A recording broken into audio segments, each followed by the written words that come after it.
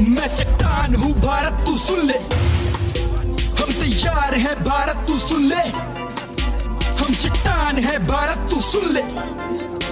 तूने सोचा कि कश्मीर के मसले को तू दबा देगा, हम भूल जाएंगे वादी को तू नई आग लगा देगा। कश्मीर से रिश्ता हमारा ला इलाहा इल्लल्लाह, तूने सोचा तू भौंकेगा और हमको तू डरा देगा। तू भूल गया क्यों वानी को, वो जज्बे की रवानी को ना याद रखा तूने माजिद ना आकिब की कहानी को। चल कोई नहीं अब याद कराऊं तुझको, मैंने नाम कही रियाज नाइकू जट नवीद के वादी में पैगाम कही। तैयार हूँ भारत तू सुन ले, चल आजा।